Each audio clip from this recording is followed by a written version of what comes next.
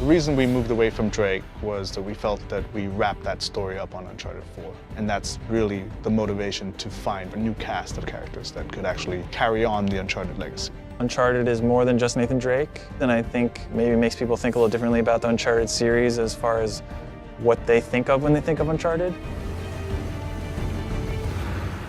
We started trying to keep it short. We started trying to keep it contained. But like all Naughty Dog games, it's story-driven, and we need the time to tell the story accurately. We needed to go into the past, dig a little deeper than, the surface, and it just blew up. We started expanding to get character arcs developed, and before we knew it, it's full game.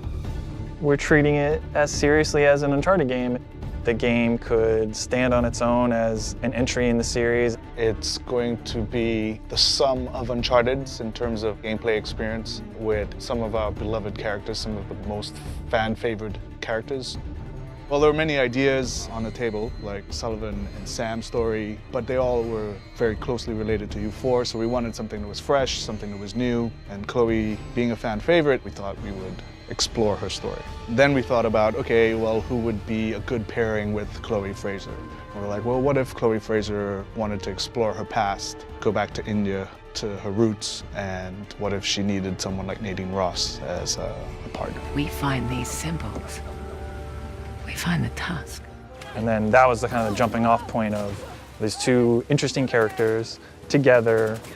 We can put them wherever we want. We know that there's going to be fun stuff happening, and Chloe is more improvisational. Nadine is more logical. We know that there's going to be great conflict if we throw those two together.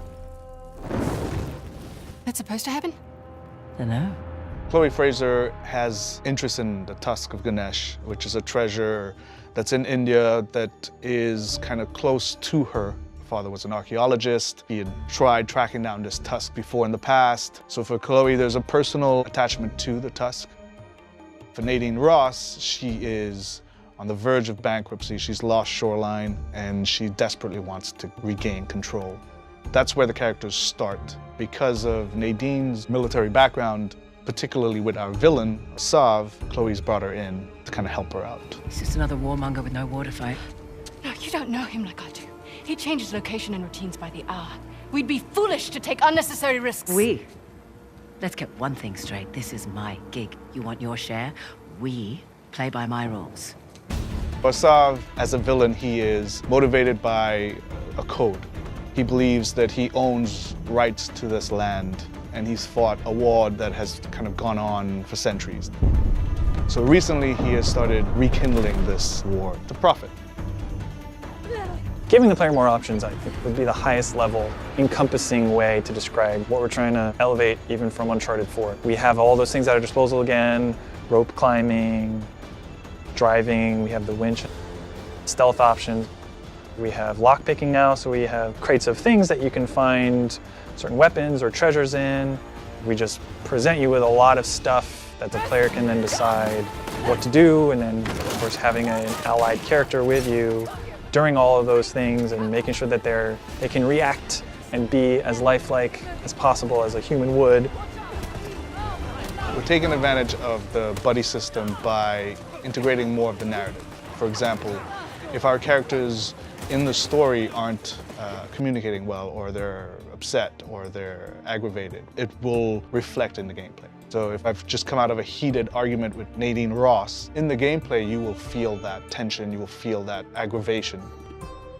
The challenge for us was this player-driven space. It's not open world, but it's vast, and you have player choice that you can go and experience it differently. There's things to find a true sense of exploration, but the goal being that you're just exploring and freely doing things, and then the story is still progressing in the way that they would expect from an Uncharted game. It's something we've never really done to the level that we're doing now in Uncharted.